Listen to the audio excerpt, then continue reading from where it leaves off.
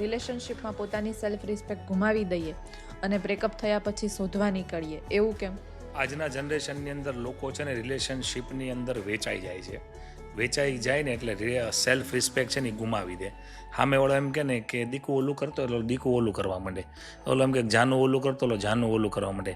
એટલે ખુદની જે self respect છે ને એટલે કે પોતાની આત્મશક્તિ એને ગુમાવી દે રિલેશનશિપમાં.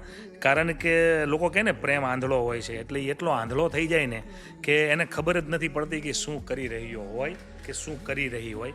એટલે પહેલાં તો સેલ્ફ રિસ્પેક્ટ છે ને એને ઝીરો કરી નાખે ને પછી ટોટલ આત્મસમર્પણ થઈ ગયો હોય સામેવાળા ઉપર, કાં તો એક ગર્લ્સ હોય કે સ્ત્રી હોય એ આત્મસમર્પણ થઈ ગયા હોય સામેની ઉપર.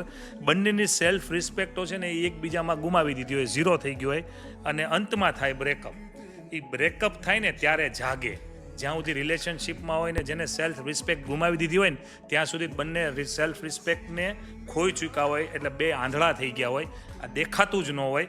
બ્રેકઅપ થાય ને ત્યારે તો એ આંખ ઉપરથી પાટો હટે અને પછી ખબર પડે કે ભાઈ અમે શું કરતા હતા. અને પછી એકલા જ્યારે બે બેઠા હોય ને ત્યારે એમ થાય કે લાય રિલેશનશિપમાં આવું કરતા હતા અમે. એટલે અત્યારે ઘણી બધી રીલ્સો ને એવું બધું આવે જ છે દુનિયામાં, તમે જોતા જ હશો કે રિલેશનશિપને કઈ બાજુ લઈ જાય છે ને એ ખબર જ નથી પડતી. એટલે બ્રેકઅપ થાય ને ત્યારે સાચી સમજણ આવે કે સેલ્ફ રિસ્પેક્ટ કોને કહેવાય.